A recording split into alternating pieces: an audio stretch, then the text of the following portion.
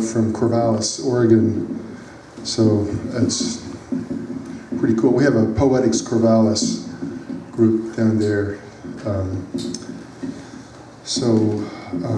We do an open mic once a month. I've got two poems to share with you.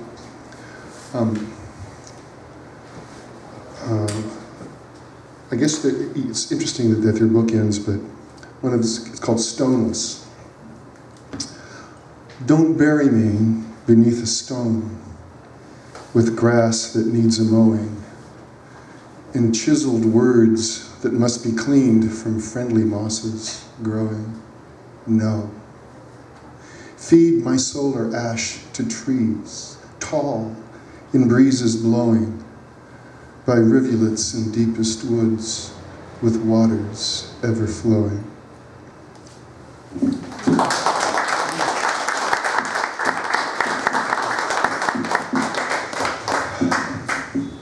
This one came to me, it's my most recent poem. I'm most uncertain about it. It came when I was on some family land that's been in my family since the 1880s.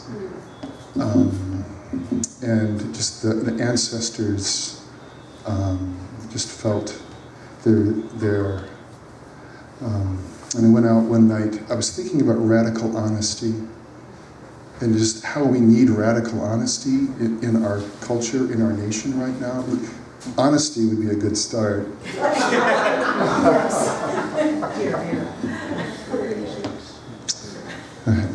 So I went out and back and looked up at the stars in the evening and the trees around and this sense of just presence. And this poem came.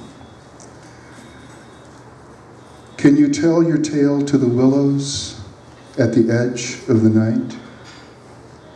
Barely seen how gently they listen. They will not judge, not celebrate, not shame. They are there. Can you tell them all that is true about you? Here, where there are no human ears but yours, do you fear what you will say? Do you orbit a false star of voices? Or can you speak from your own center? You know where it is, but have you found it? What might you hide even from the willows, even from you? Speak.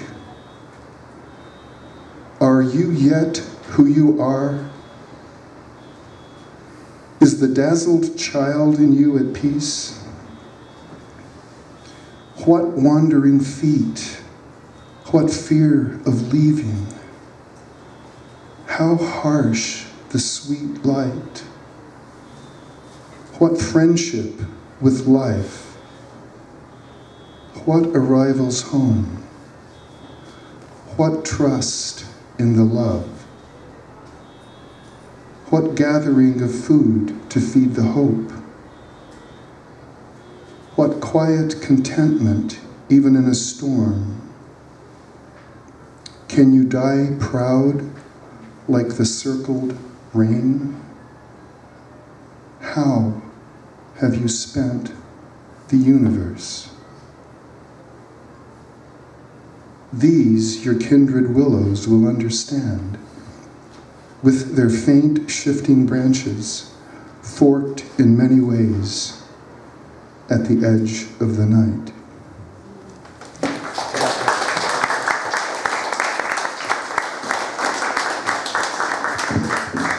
And I just want to say, and this shouldn't be any surprise to Frank, thank you for coming all the way up from Corvallis to come to this reading. We appreciate it.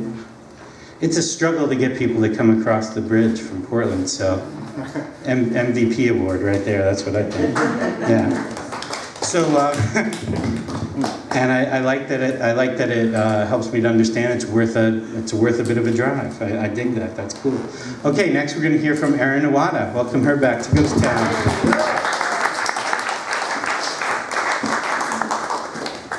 Just after that poem, I just want to say, you all have been my willows. Thank you. So, I'm a teacher, and I've been teaching poetry this month to 6 and 7-year-olds. So I thought I'd read some of their poems. They're short because they're 6. Okay? So, this is called Mince. Mince melting down my tongue and falling asleep in my mouth. Paper. When I was coloring on paper, it flew away. Can't color no more, can't color no more. So I start all over. This is called This Moment. And I gotta say, they put the line breaks in there, like they tell you how to read it. Okay. This moment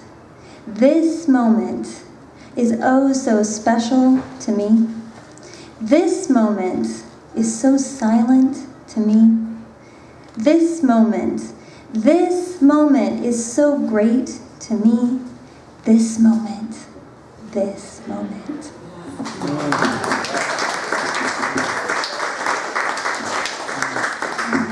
I have a poem that I selected because I wrote it at the work, and it was what Alex said about it that made me want to read it tonight. So, and it's about motherhood because that's another big thing in my life. I yell more, a lot more. My stomach wrinkles like bread dough. I am more flexible. I crave quiet spaces. It takes me hours longer to quiet my own mind. I eat less, much less. I can survive on coffee and corn chips. I think I'm better at this with a beer for lunch. I shush more than I ever thought I would. The laundry is a mountain that I snuggle with. Mornings are my weekday hell, but Saturdays bring an early morning leisure I never thought possible. I realize I am vain, or I feel so in the rare moments when I shove you out of the room to lay out the clothes and paint my face. I discovered I need women, peers to help me get out of the house, peers to gripe with, peers to cry with. I need older women to remind me that this too will pass, to tell me how cute you are, to give unsolicited advice at the grocery store. I need young women to take you, watch you with all their buoyant energy, to remind me that I was once a child whisperer too. I learned my no with you. I'm still working on that. I am an ever plight to simplify, downsizing all that you bring into our house. I cherish the little. I'm not too concerned with the sanitary, but I insist on the tidy. I hope you understand. It is to compensate for the clutter of my mind, calculating schedules, budgets, the minutes left till we leave, or the hours until bedtime, what to eat, the countless lists, the harshness of my words, the necessity of the cuddles that are your making. I worry constantly about your making. I am overwhelmed and bored with it all at once. Who I once was lies tucked between pages. Who I am becoming grows as you do, amongst dusty heads and bandaged knees, chipped legs, stained t-shirts, below the pear tree that you scale, faster each day, a difficult dance, a song unexpected.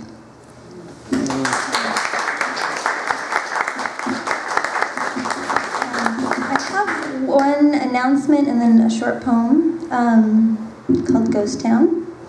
My announcement is that I'm moving far away, and so this will be my last ghost town for a while, and it's been transformative in my life. So this is for you. I stumbled into your saloon doors, a girl on fire, burning, burned up, a time bomb ticking toward my own demise and hiding. At first, I thought you wanted me for my dress, or you wanted me without my dress. Still, I let myself be carried away by the angry drumbeat of Mike G, sunshine sonnets, wisdom wrapped in rhyme, kindness like the moon. And the voices of real women, unafraid to tell their stories of the woods, sex, motherhood, and mystery. Instead of saying lie down, you said stand up. Say it, poet. Don't doubt, slow down and read. Right there in front of you, I exploded, right in front of these doors. I released all of me, expecting not to rise, but I did. And you said, there's your voice. Sing it, poet. And now I want to say, thank you, Ghost Town.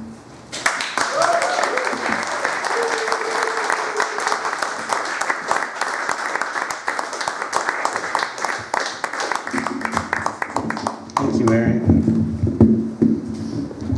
You'll be missed, and I like to say to people if they drop me, in Siberia or something like that, I'd write some Siberia poems for a little while, so you'll have grand adventures and much to write about, and I hope that we see you again to hear some of those stories at some point, but you'll be missed here. We're gonna have one more open mic reader before our first feature for the evening, and she is Alea Mays. Come on up, Alea.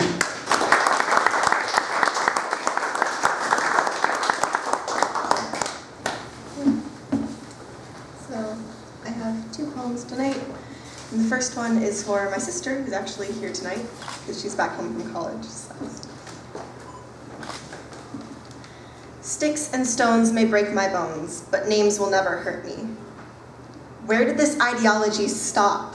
Countless times I was taught this phrase as a child, yet words hurt the most. I know as a word craftsman how to make words hurt, yet I never know what to say when I am. I am left silent, unable to reach my domain of comfort, my universe of vocabulary unattainable. I stand with tears in my eyes, devoid of speaking. Hurt by words, by my passion, hurt more than any punch or kick or knife, and I have no way to combat this torrent of unknown. I stand with letters floating above me as I try and pick up the ones I need. I find the right ones just in time to see it back walking away. I store them in my pockets for later, for a time that will never come. I practice saying them, putting the syllables together over and over. By now I have full conversations memorized. Full conversations that will never find their way out of my mouth, forever climbing up my throat and choking me. I like to think of myself as wordsy. I pride myself in how I communicate. My smile bursts brightly when reading the tapestries created, illustrated by my sister's words. The words that built me the first road, the words that before long became a little cabin for me to rest in, the words that started me first down this path. I stand watching in wonder as worlds are built by her words, as she gives me the power to do the same. There is no amount of thank you I could utter that would be enough to show how much I appreciate her gifting me words. But I don't always know the right words to say. I don't know how to make them understand what I mean with my advice. My words are failing them. I can't help them. I can't fix them. I can't find the words. My writing tends to be riddled with thoughts on words, on communication. I am forced to write down my ideas, save them for later. My drawers are filled, spilling out bits and pieces of phrases and sentences stuck in my brain. I stand, pouring my heart out, just in time to walk away, just in time to stop my tears, just in time to collect my words and put them back in my pockets, the letters unscrambling themselves, not for the first time, nor the last. I stand, silently, keeping to myself, as worlds are ripped apart by words.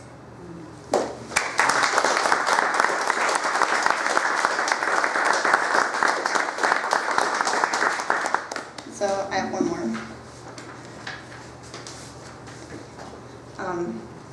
And doesn't have title yet, but has a dedication, so. For my dear friends who are never afraid to love each other. We were all running, undeterred by the wind, by the sun heating up our skin. Thoughts had vanished like shells beneath the wake. All there was to do was dance and shake, spinning and laughing and marveling at how far we'd come. We were all running, despite not being able to breathe, not caring about our muscles that cried for relief. There was no pain, just the wind and the sand and the waves and the silence of sweet elation. We were all running towards the silver blue sea, not focused on much, just free. No time would stop our joyous occasion. Giggles erupted with no explanation. We were all running, just finished with our task, our season now in the past. Graduation was a bird that had flown south for the winter. No one was leaving our family, our group with the sign always saying, "Please enter." We've talked through the nights and the mornings and the heartaches. We've wrestled and argued and mended and made cakes in the light of the fire, the embers being blown.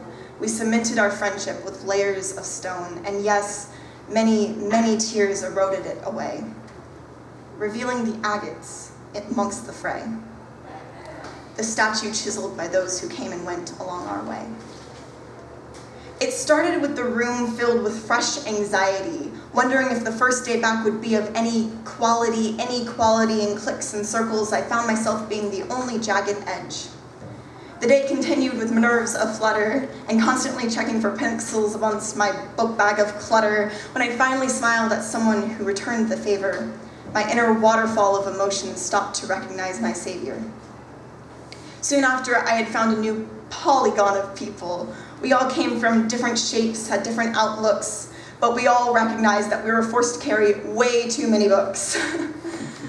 We were all running to get to the barn to feed John's cows, to catch the frisbee Cooper had thrown way too far, to get to the next place for Stephanie's scavenger hunt, to get to the restaurant for Maggie's first date, to say goodbye to Kyle as he moved state, to catch up with Courtney after her game, to get to Michael before he jumped, to say I love you before we went home, to hug each other like the family we are, to get to the roller coaster first, to tell one last pun before we dispersed. We were all running because we could. In that moment, it didn't matter that we weren't all together, that we weren't all as close as before, because it didn't matter how close we are. The statue is still sitting by the fire at John's house, inscribed with all of our names. And with it, we sit and play too many games. For when we go home, which will never be too far, we will smile at the laughs we've had, as well as the scars. I don't think I will ever stop running. I hope that they won't, at least. Because even as I'm breathing hard and worn down and wanting to sleep, that's when someone else will take the lead and push the wind away with a quiet whisper. Not an "it will be okay," but an "I love you and I'm going to stay." Thank you.